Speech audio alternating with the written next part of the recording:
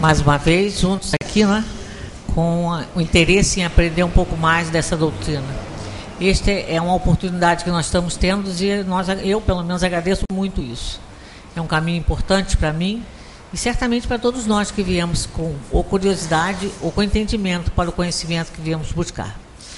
Agradecemos a Deus, portanto, por essa tarde, por mais uma vez aqui estarmos, ainda encarnados, porque certamente desencarnados, quando compreendemos, buscamos também as casas espíritas para continuar a aprender ou quando temos possibilidade de também cooperar. Por isso, Senhor, que nós possamos todos nós aprendermos um pouco mais o que nossa irmã vai passar para nós, a nossa irmã Sueli, que é o ensinamento dos espíritos através da codificação do nosso irmão Kardec. Que possamos todos aprender, nós encarnados que aqui comparecemos, os desencarnados também, e ter para a nossa vida uma importância muito maior do que nós possamos imaginar ou das coisas que nos rodeiam ou coisas que nós temos. O importante não é ter, é ser. Portanto, essa doutrina nos ensina isso, mais que nunca, que ser é a importância do amor, da caridade, do respeito para com os outros, e respeitando a Deus e o conhecimento que temos dele ser o nosso Criador, o amamos. Portanto, amamos tudo que ele criou. Graças vos damos que assim seja. Então, vamos ouvir a sua ideia. Boa tarde a todos nós. Vamos dar sequência aqui ao nosso estudo. Na semana retrasada, nós começamos a falar sobre desgosto pela vida e o suicídio. E estamos nesse assunto e ainda vamos continuar provavelmente para outra ainda, porque ela começa na 943 e vai até a 957. Tem muitas perguntas a respeito disso aí, porque é um assunto que não é tão simples assim quanto parece, né? Existem casos e casos, atenuantes, então não tem regras nessa ação, né? Nesse ato. Paramos quando falamos sobre a questão do suicídio das pessoas que têm doenças mentais. Não é? Essas pessoas não sabem o que estão fazendo. Ah, mas e aí Deus não pode socorrer? Socorre. Mas nós aprendemos na doutrina espírita o quanto nós somos comprometidos com a vida, com as pessoas. Existem casos de espíritos que se reincidem nesse crime contra si mesmo durante várias encarnações, durante muitas encarnações. São espíritos muito revoltados, muito teimosos com a vida, né? Com a obediência à lei, e as coisas têm que ser do jeito que eles querem, senão eles não ficam satisfeitos. E como nós sabemos que nós não morremos, né? O espírito intuitivamente ele sabe disso. Embora ele passe, como a gente comentou na semana aqui, que é uma regra para todos, o fato deles não conseguirem por fim realmente a vida, porque eles colocam fim à vida do corpo, mas a vida verdadeira não tem fim, então é assim uma decepção para eles, e de uma maneira geral, isso aí, mas eles já sabem disso. Todo suicida sabe que não vai morrer, ele vai acabar com essa experiência, né? Ele vai por fim a uma experiência que está acontecendo na vida dele, que por uma razão ou outra não está sendo boa. Ele não está sentindo, ele não está satisfeito com isso, né? Então existem muitas razões. Tem até um caso interessante que uma criança muito doente não enxergava, ela falava, mas ela não enxergava, ela estava sem os braços, nasceu com muitos problemas e tinha além das teratologias físicas, ela tinha doença também, ela era muito doente. E passado um tempo, ela devia estar por volta de uns 10 ou 11 anos, ela começou a apresentar uns sintomas e que ao levá-la ao médico, a mãe ficou sabendo que teria que cortar as pernas da criança. E ela em desespero, porque a criança já não tinha os braços, já não enxergava, e ainda cortar as pernas, ela revoltada contra Deus, não entendendo que Deus é esse que deixa isso acontecer, né? Ainda mais uma criança que a gente considera a criança inocente. Mas não são inocentes as crianças, né? Elas estão numa oportunidade, numa fase de inocência da atual encarnação. Para que elas possam adquirir valores, essas almas estão limitadas pelo corpo infantil, para que elas possam adquirir valores que vão servir para que elas possam decidir pelo livre-arbítrio, quando se desenvolver o livre-arbítrio, o que fazer da vida. Mas não são espíritos milenares, né? Não são inocentes. Elas estão num período de inocência, numa fase de inocência, mas não são inocentes, né? Elas estão limitadas pelo corpo físico, dependentes da família, naquela oportunidade valiosa de adquirir valores, educação, conceitos, né, superiores, espirituais e tudo. Mas as crianças não são inocentes, são espíritos milenares, devedores, que estão retornando à Terra numa oportunidade nova para que possam resgatar aí o passado delituoso que todos nós temos, né? Nós somos espíritos inferiores. Então essa mãe revoltada do jeito que ela estava, uma amiga, ela era, não era assim, católica, né? As pessoas quando elas não têm religião nenhuma, dizem, eu sou católica. Às vezes nunca foi a uma missa, nunca foi à igreja, mas é católico, né? Mas a amiga de tanto falar e falar, ela resolveu ir a um centro espírita pedir ajuda para aquele filho. E colocou o nome dele no livro de orações, de radiação, tudo que foi pedido direitinho. Na reunião mediúnica, veio um espírito dar uma comunicação sobre aquele caso e pediu que aquela psicografia chegasse até a mãe para que ela pudesse entender. Quem estava ali era um espírito que protegia, não era o espírito protetor da criança, mas era um espírito que estava ligado a essa encarnação e que o estava auxiliando. E que a mãe ficasse sabendo que era uma bênção para aquela alma ter as suas pernas, né, na atual encarnação, no corpo físico atual, cortadas. Porque se eles não fizessem isso, ele ia dar um jeito de tirar a vida de novo. Aí vinha falando na psicografia que já havia umas 4 ou 5 encarnações que ele tinha tirado a própria vida.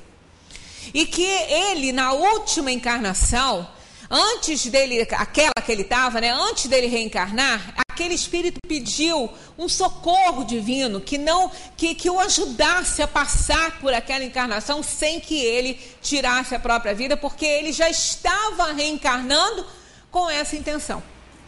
Então, a espiritualidade fez o que podia, orientou e ele veio cheio de problemas. Né? Ele veio cheinho de problemas. E como ele não enxergava, ele não tinha os braços, ele era doente, ele tinha dificuldade, inclusive, para ele poder andar. Tirando as pernas, ele não ia poder fazer nada contra ele. Então, agora, se deixasse, ele ia dar um jeito de tirar a própria vida, porque ele podia caminhar. Então, que ela agradecesse a Deus essa oportunidade, que Deus estava dando àquela alma de auxiliá-lo a passar por essa encarnação e partir só quando tivesse no tempo certo dele partir. Que foi um pedido dele mesmo antes de reencarnar.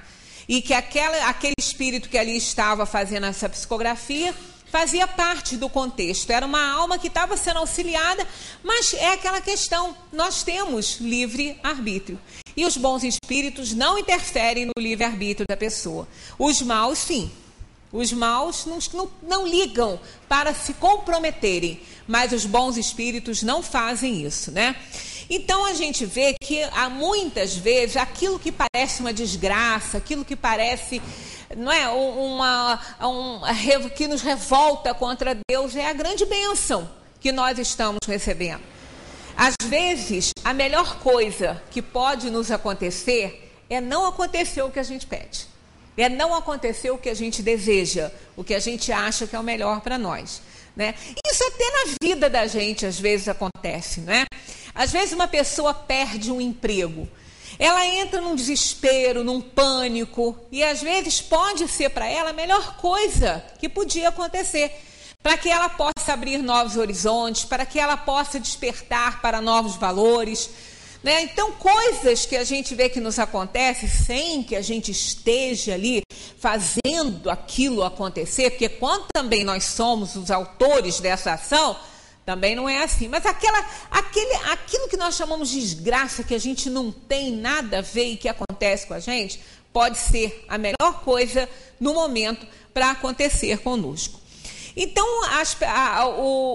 os suicidas, eles são tratados na dimensão dos espíritos de acordo com as suas necessidades, com as suas responsabilidades. Não há uma regra para todos, né? E o demente, aquele que tem problema, aquele que não sabe o que faz, esse tem mais ainda atenuante. O problema dele, o resgate dele, não é nem a questão do suicídio, é já o que o trouxe ao mundo com essa demência. Então, estando já dentro daquele mapa kármico dele, a possibilidade do suicídio, ele não responde por esse suicídio. O problema dele maior foi o que gerou a reencarnação dele com a tal demência que ele veio para o mundo e que dali poderia, né, ter origem em muitas ações e muitas atitudes dele. Bom, que pensar do suicídio que tem por causa o desgosto pela vida? Comentamos isso, as pessoas muito desocupadas, que não fazem nada, acabam pensando bobagem. Aí ficamos de desenvolver a 946 em diante. Que pensar do suicida que tem por fim escapar às misérias e às decepções desse mundo?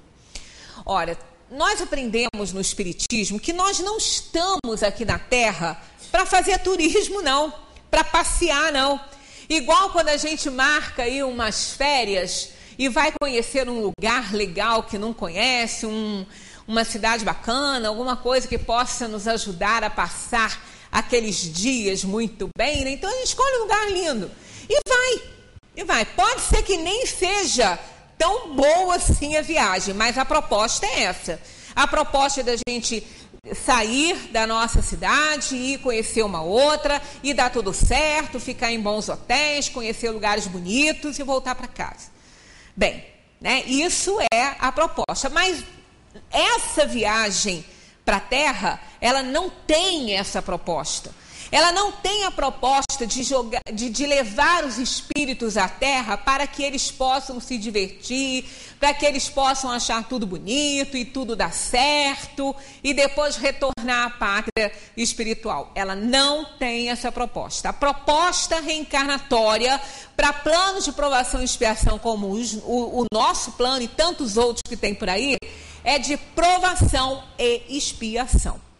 Então as coisas não vão sair sempre do jeito que a gente quer, do jeito que a gente imagina. Elas vão sair do jeito que elas têm que sair, do jeito que a gente escolheu. É que a gente não lembra, a gente fala assim, mas eu não posso ter escolhido isso, eu estava doido quando eu escolhi isso. Não estava não, estava bem lúcido. Estava com a inteligência bem aguçada, porque teve a oportunidade de ver a felicidade dos justos e quer resgatar o seu passado para também ser feliz. Quem não quer ser feliz, né? Quando a gente tem assim, alguém chama de inveja branca, eu nunca vi isso, né?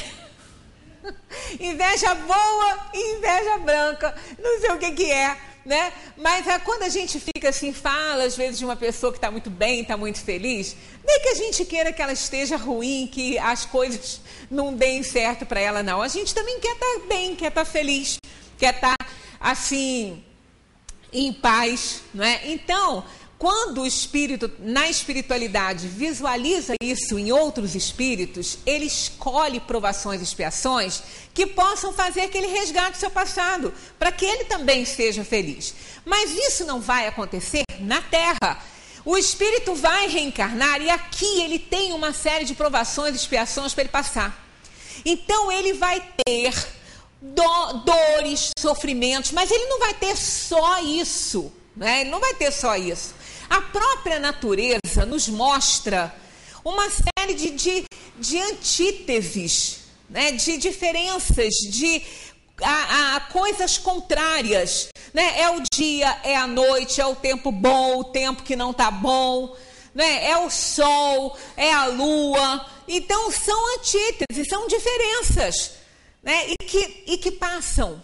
Todas passam. A noite passa, o dia passa, a tempestade passa. Eu adoro a galinha pintadinha.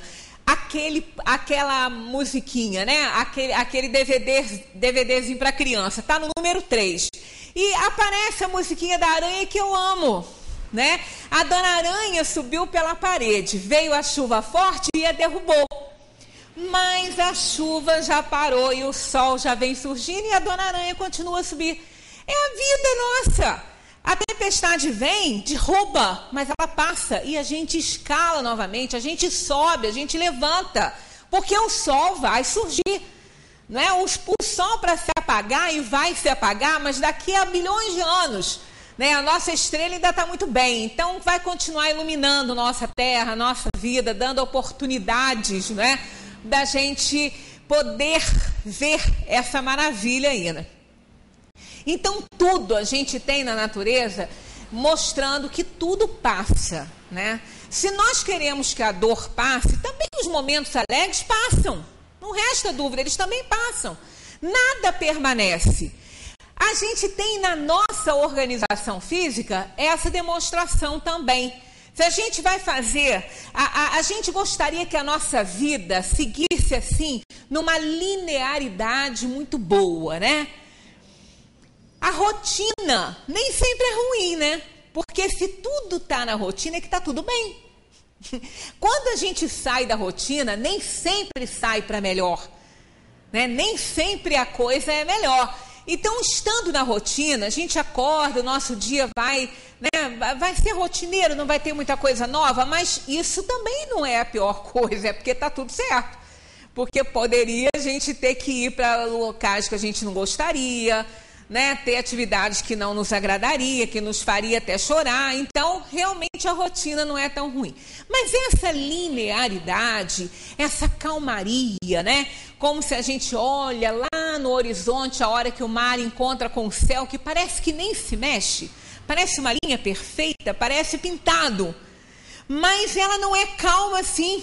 A água não é calma assim. Ela levanta, ela baixa, ela levanta, ela baixa. E a nossa vida também não pode ser assim, senão nós estaríamos mortos. O que acontece com os aparelhos quando a pessoa morre?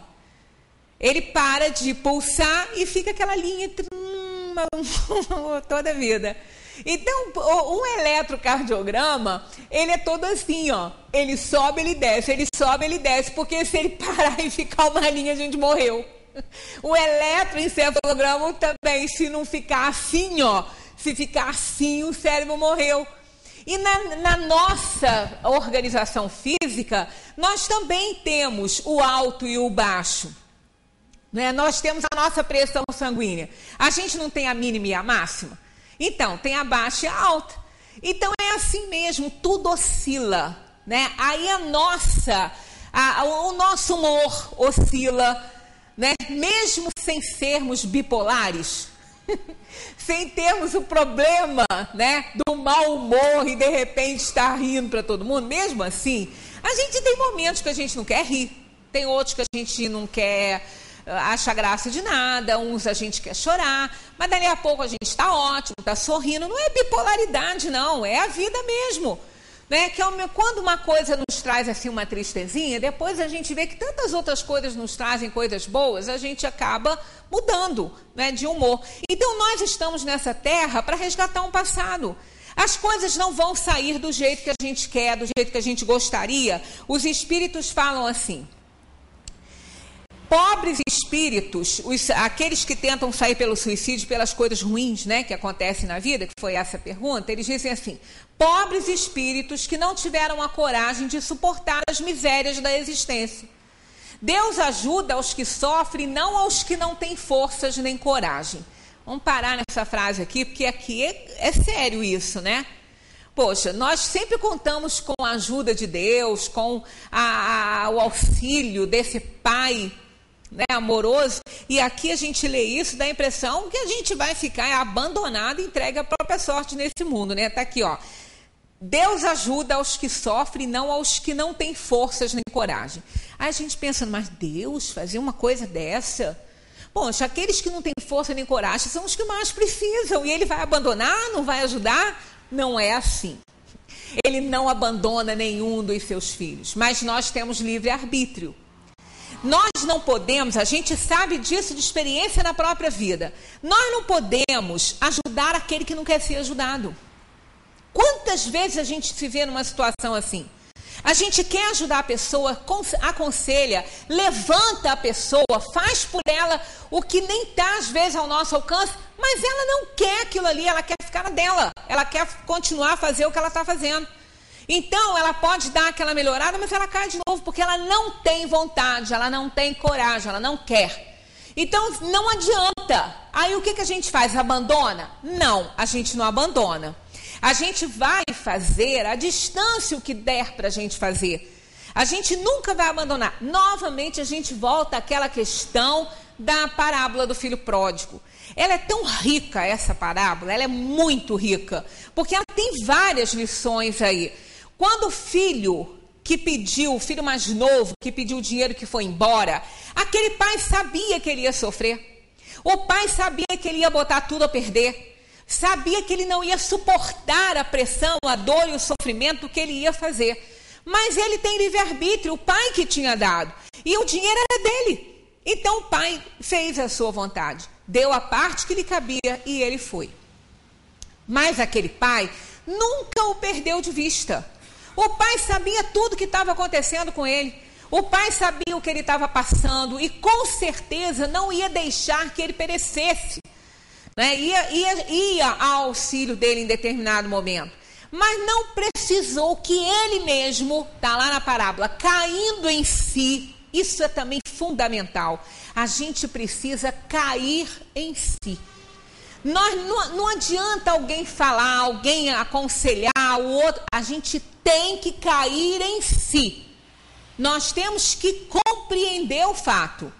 Não adianta ninguém falar. Então, quando não vem pelo amor, vem pela dor. Quando ele caiu em si do que ele tinha feito, dos erros que ele tinha feito, e ele disse que os porcos de onde ele se encontrava, tinha porcos, que o alimento era melhor que o dele. Ele caiu em si e viu que ele estava errado. Aí ele tem não só a necessidade, quanto a vontade de voltar à casa do pai. Então, quando Deus vê, né, está assistindo, e os espíritos superiores que nos ajudam também, que a gente não tem força, que a gente não tem coragem, que a gente não quer, eles não vão continuar insistindo diretamente, não vão nos abandonar, mas vão deixar que a gente caia em si, que a gente chegue a um determinado ponto em que a gente veja, eu não posso viver assim, eu não quero viver assim, eu preciso reagir. Aí é o momento do retorno do filho à casa do pai, é o momento que o pai abre os braços e abraça esse filho. Então, isso ocorre. Então, é nesse sentido que está aqui. Deus ajuda aos que sofrem, não aos que não têm forças nem coragem. Aquele que tem força e coragem para enfrentar, os espíritos vão cada vez mais fortalecendo isso. Mas aquele que não quer, não adianta ficar insistindo. Tem que deixar a alma cair em si, para que então ela receba toda a ajuda que ela deve receber e vai receber. As tribulações da vida são provas ou expiações. Olha só, felizes os que as suportam sem se queixar, porque serão recompensados. Então as dores, as privações, os sofrimentos, tudo aquilo que nos aborrece tanto que às vezes causa aquela insatisfação e dá até aquele pensamento de querer sair da terra, né? De querer abandonar o barco.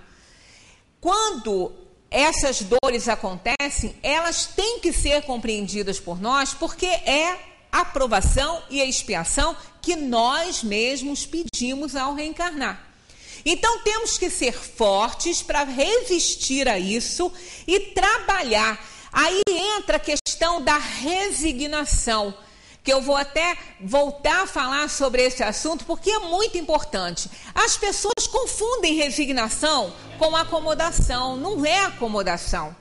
A resignação é a aceitação do fato.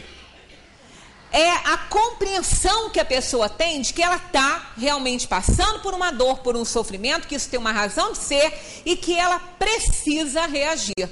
Então a resignação é isso, é parar de lutar contra, é parar de lutar contra a vida, é parar de se revoltar contra Deus. Nesse momento que a gente aceita o problema, nós nos abrimos para reagirmos sobre isso tudo que está acontecendo. E aí vem a melhora, aí vem a ascensão, ainda que não nos livremos do problema, mas nós vamos reagir e vamos melhorar. Sempre, nada dura para sempre, não há dor que dure para sempre. E não há bem que permaneça em nós também para sempre. Existe a necessidade dessas antíteses para a gente conhecer o valor das coisas. Se tudo der sempre certo para a gente esquece o caminho de Deus, o endereço de Deus, a gente não lembra não. Porque a gente lembra muito dele na hora da dor, na hora da doença, do sofrimento, da perda. A gente lembra muito dele nessas horas, mas na hora que está tudo certo, a gente não lembra não. Tem uma outra história interessante a respeito disso, uma mãe com 2 filhos, um muito doente. Mas uma pessoa de um coração enorme, bem-humorada, feliz, não tinha revolta nenhuma, mas era tão doente o rapaz, muito doente. E o outro filho dela era um executivo muito bem sucedido, um empresário, uma pessoa que estava muito bem na família, né? Estava tudo correndo bem para ele, nunca pegou nenhuma gripe, né? Já o irmão, coitadinho. E a mãe todas as noites orava por aquele filho doente. Todas as noites ela pedia a Deus para melhorar ele, para que ele não pegasse mais nada, mas cada dia que passava ele apanhava mais alguma coisa. E a criatura sempre bem-humorada, ainda falava, mãe, as coisas acontecem porque tem que acontecer, existe uma razão para isso, mas ela não aceitava. E um dia, muito revoltada, no lugar dela orar, ela brigou com Deus, falou, olha, não peço mais nada, estou zangada com o senhor não me atende, eu sou uma filha que eu acho que estou abandonada no mundo junto com meu filho, e foi uma revolta só. E ela adormeceu e sonhou com um espírito que veio conversar com ela, explicar para ela que nenhuma das preces dela tinha se perdido, que todas tinham sido atendidas. Ela, mas como que elas foram atendidas se meu filho tem um problema atrás do outro? Se cada dia ele piora mais. Aí o Espírito falou para ela, todas as preces que a senhora faz para esse filho estão sendo direcionadas para o outro. É o outro que está recebendo a ajuda, mas o outro não precisa, o outro está muito bem. Não, senhora, o outro perdeu o endereço de Deus, o outro esqueceu de Deus. E as coisas não vão ficar muito bem para ele durante muito tempo. Daqui a pouco as coisas não vão estar tão bem para ele. Aí o Espírito explicou para ela que aquele filho que estava passando aqueles problemas estava fazendo o seu resgate, e muito bem feito, porque ele estava feliz, mesmo doente, e que ela não precisasse se preocupar com ele, que ele estava muito bem, mas que ela passasse a orar muito para aquele outro filho, mandar muita energia para o outro, que o outro realmente estava precisando. Estava com problemas morais, e iria ter sérios problemas também materiais, que ela orasse muito por ele. Então nós, na verdade, nós não sabemos, né, nem o que pedir, né, a gente não sabe, e fica revoltado quando não recebe o que quer. Mas as nossas dores não são para a gente desistir da vida, não são para a gente achar a vida ruim, nem feia. A vida é o maior bem que nós temos. É o maior presente de Deus. Isso realmente é presente. Presente de Deus não são as nossas alegrias, as coisas boas que nos acontecem. A gente agradece a Deus, a gente dá graças a Deus por tudo. Mas, na verdade, Não é Deus que nos está oferecendo aquilo tudo, é uma consequência das nossas ações, das nossas boas escolhas e do não impedimento de Deus para que tudo isso aconteça. Mas não é um presente do céu quando as coisas estão caminhando bem para a gente, como também não é uma punição nem um castigo de Deus quando as coisas dão errado.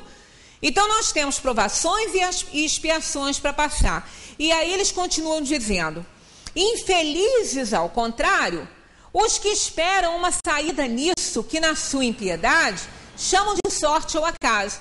Infelizes, então, aquelas pessoas que quando estão passando por esses momentos de desespero, de dor, de desgraça toda, acham que a sorte vai sorrir para eles e que tudo vai dar certo.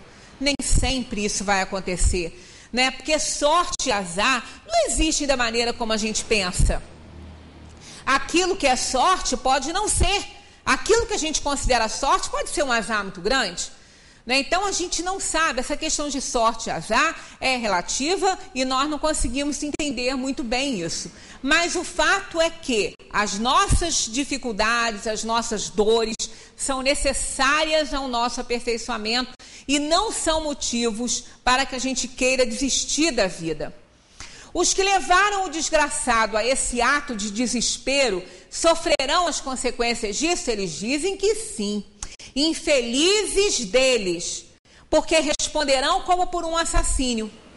Porque muitas vezes uma pessoa que chega a um ponto tal de desgosto, de insatisfação e que acaba tirando a própria vida, ela tem responsabilidade nisso. Ela tirou a vida porque ela quis. Ela que tirou a própria vida. Mas o que a levou a essa atitude também pesa. E se isso foi consequência, né, de algo provocado por outra pessoa, né, essa pessoa vai responder muito por isso, vai responder como um assassino. Ele não empunhou a arma que matou, mas ele levou a pessoa a um desespero tal que ela fez. Então ele vai ter responsabilidades muito grandes nisso aí, responsabilidades muito sérias com relação a esse suicídio. Serão responsabilidades divididas.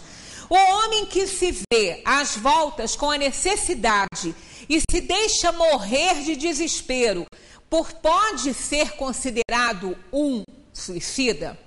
Quer dizer, ele não está tirando a própria vida, ele não está dando um tiro na cabeça, ele não está bebendo veneno, mas ele se vê, como aqui a pergunta, às voltas com uma necessidade tão grande que acaba se deixando morrer de desespero. Isso acontece de várias formas e por várias circunstâncias, né? Às vezes as pessoas acontecem problemas morais na família, problemas de toda ordem que podem tirar da pessoa a vontade de viver. Podem fazer que ela não queira mais viver. Olha, e isso é muito grave, porque às vezes, por esse sentimento, o corpo é comandado pela alma. A alma é que manda, ela comanda, ela dita. O corpo obedece às coisas. Tanto que quando as pessoas falam assim, eu fiz isso, a carne é fraca. Fraco é o espírito. A carne não é nada fraca. A carne é a carne, é um monte de carne. Agora, quem comanda isso tudo é a alma. Então, quanto nós nos sentimos muito infelizes, insatisfeitos com as coisas que estão nos acontecendo, nos achando, né, desgraçados, com aquele sentimento muito grande de autopiedade, nós começamos a mandar uma ordem para o nosso corpo que ele não deve mais viver. Então, nós alteramos o sistema imunológico, nós baixamos isso aí, damos entradas para as doenças, desenvolvemos doenças autoimunes, né, por falta de querer viver, por falta de ser feliz, por falta de achar que a felicidade não está ao nosso alcance. E quando a gente manda essa ordem, o organismo obedece, porque ele é extremamente obediente. Nada é tão obediente quanto a nossa matéria com relação à alma. A alma manda, o corpo obedece. Tudo, sem exceção. Até essa questão. Então, quando nos sentimos muito infelizes e não queremos viver, nós mandamos uma ordem. Aí as células começam a ter problemas, não, né? O organismo começa a não reagir, aí aparecem doenças. Quantas pesquisas aí tem, né, no mercado aí para a gente consultar de doenças, principalmente câncer, que foram resultado assim de momentos de extrema dor da pessoa que passou, de depressões profundas, e porque realmente, né, a leucemia é uma delas. Nosso sangue é a vida, né? É a vida, ele transporta tudo, ele é a seiva da vida. E quando nós começamos a mandar alguma ordem que a gente não tem mais que viver, ele é o primeiro que sente. Ele é o primeiro que vai deixar aí de produzir muita coisa, né? E a gente vai baixando a nossa saúde até que a gente morre. Já outras pessoas deixam de comer, e outras pessoas que tinham, às vezes, um poder aquisitivo muito grande, um cargo muito bom, né? Uma influência muito boa aí, e essas pessoas, de repente, perdem isso, né? Entram em falência, perdem seus bens, e elas, por orgulho e vaidade, elas não querem se submeter a uma atividade que eles consideram inferior à que eles tinham. Então, preferem morrer do que se submeterem, às vezes, a uma atividade mais simples. E, às vezes, ali é que está a aprovação, o X do problema naquela encarnação. A alma vem para a Terra para vencer as suas inferioridades, né? As suas imperfeições. A maior delas é o orgulho, que é o pai de todas as outras inferioridades. O orgulhoso, ele tem os outros também, as outras inferioridades também. E, às vezes, em graus tão elevados que impedem realmente que essa alma reaja. Quantas pessoas acabam morrendo ou tirando a própria vida por causa disso? Porque não querem enfrentar a situação. E os espíritos dizem, ó, é um suicida, mas os que causaram o que o poderia impedir, né? Os que causaram essa dor, porque às vezes ocorre isso, né? Às vezes a perda daquele poder, às vezes a perda daqueles bens, foi tudo consequência de uma mente aí criminosa, de uma mente impiedosa aí, que levou às vezes uma família à ruína, né? Um aproveitador. Eu me lembro dessa entrevista. A Marta Rocha, aquela Miss, a eterna Miss, né? Que foi uma das mais belas, né? Ela, numa entrevista, falando que confiou todos os bens dela ao cunhado, que ela sempre gostou. A irmã e o cunhado, que estava na família há tantos anos já, não eram recém-casados, não. Era uma pessoa que ela adorava, que demonstrava maior confiança. Estava casado há muitos anos com a irmã dela e que sempre a ajudou muito. Então, ela confiou todos os bens dela a ele para aplicação, para ele fazer o que devia, que ela não entendia muito disso. Simplesmente, ele roubou tudo dela. Ela ficou sem nada. Na entrevista que ela deu, ela falou assim, olha, a única coisa que eu pensava era em morrer. Eu só pensava em me matar, em tirar a minha vida, porque eu fiquei sem onde morar. Eu fiquei sem nada, eu não tinha o que comer. E eu dependi de muitas pessoas, eu dependi da boa vontade de muita gente me ajudar. Então, pensa bem, foi uma situação que, se ela tivesse feito, né, se ela tivesse tirado a própria vida, aquela criatura teria que responder como um assassino. Porque ele levou ela a esse desespero. Foi ele que fez isso com ela, ele sumiu. Não eram poucos, não, bens, não. Ele sumiu com tudo. Largou a irmã dela e foi embora. Então, uma situação dessa, quantas vezes, em quantas famílias isso acontece? Quantos empresários, quantas vezes pessoas de excelente caráter, de moralidade, que confiam num determinado advogado e ele acaba com tudo. Ele tira tudo daquela pessoa, né? Às vezes até em banco, pessoas que fazem investimentos num banco com uma determinada pessoa, um determinado funcionário de confiança no banco, como aconteceu com uma pessoa que a gente conhece, que pegar e rouba o dinheiro e não aplica nada. E o banco não pode ressarcir porque não entrou na questão do banco, não entrou na contabilidade daquele banco. O banco, então, não podia nem ressarcir, porque era a palavra da pessoa contra da outra, que a outra falou que ela não deu nada para ele investir. Né? Então, olha só, dependendo da fraqueza dessa pessoa, dependendo da situação, tira a vida.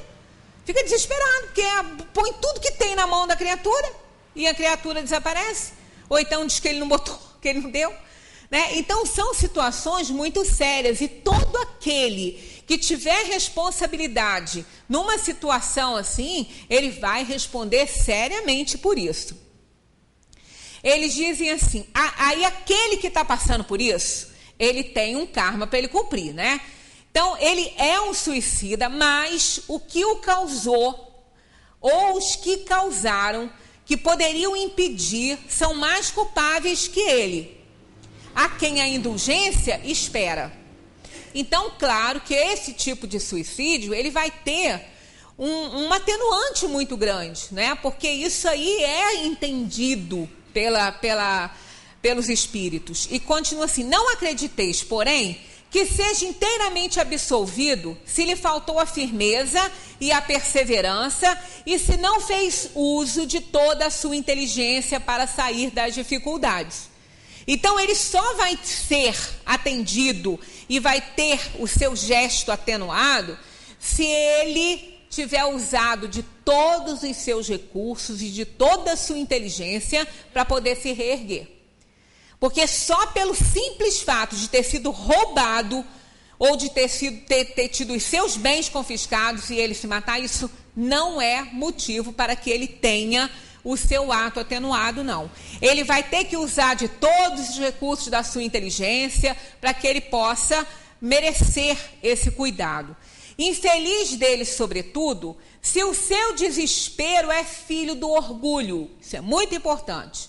Quero dizer, se é um desses homens em quem o orgulho paralisa os recursos da inteligência e que se envergonhariam se tivessem de dever a existência a um trabalho das próprias mãos, preferindo morrer de fome a descer do que chamam a sua posição social. Então, tem pessoas que se envergonham. Tinha um cargo, tinha uma profissão muito qualificada e, de repente, isso não pode ser mais exercido. De repente, isso não pode mais fazer parte da sua vida. Então, o orgulho pode impedi-lo de fazer uma outra coisa mais simples. Aí sim, se o orgulho impedir de fazer isso, ele então vai ter que responder por isso. Mas caso ele não se importe com isso, ele desça até onde ele tem que descer e realize novas atividades, até quem sabe pelas próprias mãos. Antes de vir para cá, a televisão estava ligada e estava dando aquela novelinha do chocolate com pimenta. Ainda eu falei, isso é um exemplo, né? Porque ela ficou riquíssima, aquela protagonista, né? Ela ficou riquíssima, casou com aquele dono da fábrica de chocolate e conheceu os melhores lugares, ela ficou muito rica. Mas depois, por uma falcatrua lá da cunhada dela, da irmã dele, a irmã dele tomou a fábrica dela e apanhou tudo dela, até as roupas, as joias, ela ficou sem nada. Sem nada, depois de ser uma madame, de ser muito rica. Ela teve que voltar a morar com os avós lá no sítiozinho, que está até empenhado, que se eles não fizerem nada vão perder o sítio também. Lá no meio da simplicidade, onde ela nasceu, e sem nada, e levou ainda uma governanta, um filho e um outro amigo, e um monte de boca para alimentar e ninguém tem dinheiro. Então ela reagiu e começou a fazer bolos e bombons lá no sítiozinho. e estava na praça vendendo. A hora que eu saí, ela estava lá com a barraquinha lá na praça, vendendo os bombonzinhos lá. Aí um outro virou e falou assim, mas como você desceu, hein, Aninha? Que vergonha, vendendo bombons na praça. Aí ela falou assim, eu tenho o maior orgulho disso, porque eles foram feitos pelas minhas mãos. E eu estou usufruindo do meu trabalho, não tenho vergonha nenhuma, tenho muito orgulho de vender os meus bombons aqui na praça.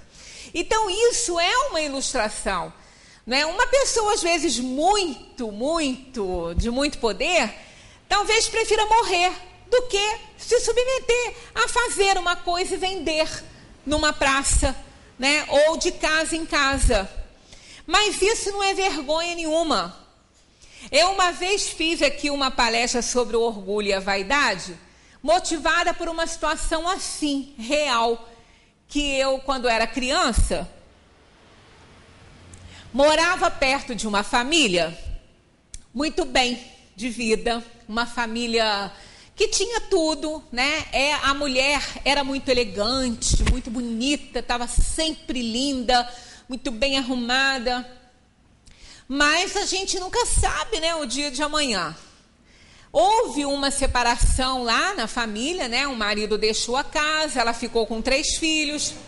Os filhos, ela teve que se virar. Ela não trabalhava fora, né? Ela era só da casa, né? Mas até ela teve que se virar, os filhos cresceram. Uma se formou, aí os outros 2 acho que não. Uma casou muito cedo. E ela foi ficando só. Só que, há um tempo atrás, ela está sozinha agora e talvez os filhos não tenham muitas condições também assim de ajudar, né? E aquela mulher que eu sempre vi, eu era criança, eu via ela tão linda, tão bonita, tão bem arrumada, continua muito bonita, porque ela sempre foi bonita. Mas não mais com aquele glamour, não mais com toda aquela elegância que ela tinha. E ela estava vendendo pães, docinhos e biscoitos que ela fazia numa cestinha. E quando ela passou por mim, que ela me ofereceu, que eu a reconheci, ela também me conheceu, ela falou assim, olha, esse bolo aqui é uma delícia. Você compra para me ajudar? Eu falei assim, eu não vou comprar para te ajudar, eu vou comprar porque eu sei que ele é muito bom. E além de te ajudar, eu vou saborear porque ele é muito bom. E realmente é. Então, olha só, eu achei tão lindo aquilo, vendo aquela mulher com aquela cestinha, a cestinha linda, com uma toalhinha linda. Aí eu ainda falei assim, gente, poucas pessoas fariam isso, porque ela tinha uma vida muito diferente, né? Poucas pessoas, para se reerguerem ou para se sustentarem, estariam vendendo na rua com uma cestinha, pães, bolos, biscoitos ali na cestinha. Né? Para quem teve a situação que ela teve, né? Para quem teve o status que ela teve. Mas ela não estava nem aí, ela estava feliz, ela estava alegre, eu adorei aquilo, né? Aí eu ainda falei assim, meu Deus, coisa boa, a gente vê que tem pessoas que reagem tão bem a determinadas quedas, como no caso ela sofreu, né? Então são pessoas abençoadas. Nunca vão ser abandonadas por Deus nem por nada. Pelo contrário, vão ter coragem cada vez mais de passar por situações assim, né? E se levantarem e se reerguerem. E ela está muito bem, ela continua muito bonita. Aí ela ainda falou assim, olha, eu não estou tão bem quanto você me conheceu. Eu falei assim, pois eu estou te achando ótimo, eu estou te achando melhor, porque você está feliz. Ela falou, eu estou mesmo. Passei por muitas dificuldades, mas estou aí, fazendo meus bolinhos e estou vendendo. Então é uma alegria, né? A pessoa vê que o outro levantou. E nem por um momento deve ter passado pela cabeça dela tirar a própria vida. Ou então ter vergonha de vender um bolo na rua, né? A gente não tem que ter isso, gente. Todo trabalho é digno, todo trabalho é nobre, né? Aí, essa aqui é a melhor parte da resposta, que vale a pena, porque todo aquele que por causa do orgulho se recusa a ter um trabalho mais simples, ele tem mais, ele quer agradar mais o mundo do que propriamente a Deus, né? Ele está mais preocupado com a reputação dele diante do mundo do que com a reputação dele diante de Deus. Olha o que os Espíritos falam. Não há 100 vezes mais grandeza e dignidade em lutar contra a adversidade, em enfrentar a crítica de um mundo fútil e egoísta, que tem boa vontade para aqueles a quem nada falta e que vos volta às costas quando dele necessitam? Isso é uma verdade, né? Sacrificar a vida à consideração desse mundo é uma coisa estúpida, porque ele não se importará com isso. Aquele que não quer ter um trabalho mais simples, por orgulho e egoísmo, com medo da crítica do mundo, ele está pondo muito mais, dando muito mais valor ao mundo que a Deus. E o mundo não vai se importar nem um pouco quando ele morrer. Aliás, o mundo não se importa com a gente. O mundo não. Né? Aquilo que a gente acha e dá muita importância ao que as pessoas falam, o que as pessoas pensam da gente, isso é bobagem, porque essas pessoas não vão estar lá segurando a nossa mão na hora que a gente precisar, não vão estar lá dando o ombro para a gente chorar na hora que a gente precisar. Né? Elas não vão, elas querem é criticar, elas querem é falar, mas não vão estar lá te ajudando. Elas não vão se responsabilizar pelas coisas que acontecem conosco. Ninguém se importa com isso, ninguém liga. Então é importante que nós possamos dar às coisas verdadeiras o valor que elas têm. E não a essa crítica do mundo de achar que a gente desceu, que a gente está mal, nada disso. Aquele que está ali reagindo, ele está muito melhor do que aquele que está falando. É interessante que a tecnologia avançou e realmente ajudou muito, né? Ao mesmo tempo que um Facebook, que um MSN, que os e-mails aproximam as pessoas, porque você precisa falar com alguém, você conecta lá, rapidinho você passa e meia pessoa, imediatamente ela está te ligando ou está te respondendo, porque aquilo é rápido, né? Enquanto uma cartinha ia demorar a chegar, às vezes o telefone o sujeito não ia estar lá para atender, e agora, em qualquer lugar que ele tiver, né, com esses iPhonezinhos, conecta na hora, onde ele estiver. Então a gente sabe que a tecnologia aproximou, mas ao mesmo tempo afastou as pessoas. Afastou as pessoas do abraço, da conversa amiga, daquele papo, daquela observação, da energia de olho a olho, afastou isso. E as pessoas do mundo precisam disso. As pessoas precisam de amigos.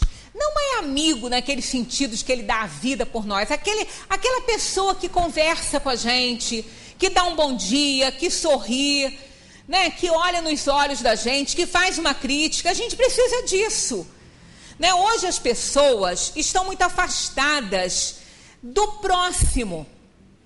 Saem pouco, tem medo de ir para a rua por causa da violência, tem medo de receber em casa. Antigamente as pessoas saíam para visitar. Né?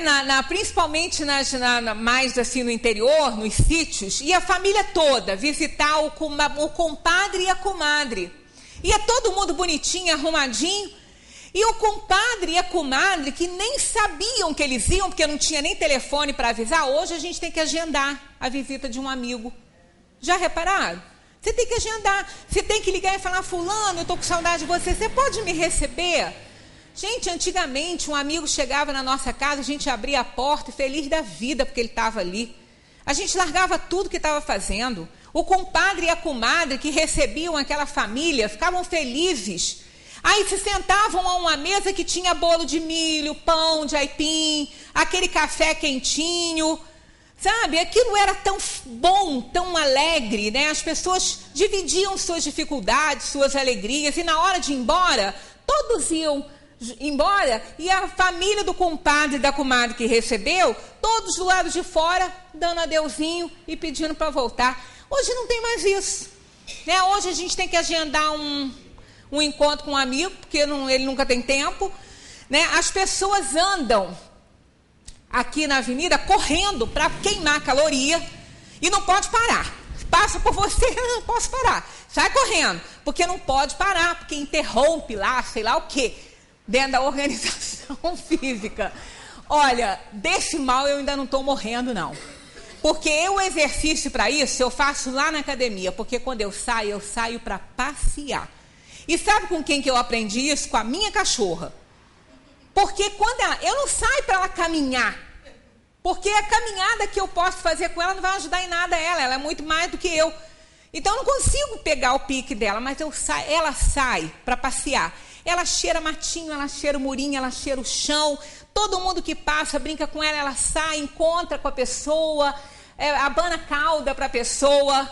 Isso é o que nós tínhamos que fazer, né? Abanar a cauda que a gente não tem, né?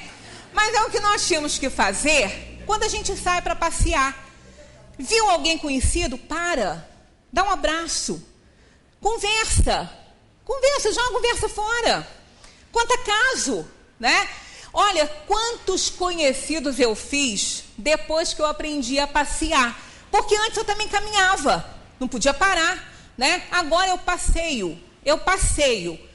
Aí encontra com um, para conversar. Encontra com outro, para mais um pouquinho para conversar. Fiz tantos conhecidos, né? Eu e Bela. Bela é a Golden mais conhecida dessa cidade, né?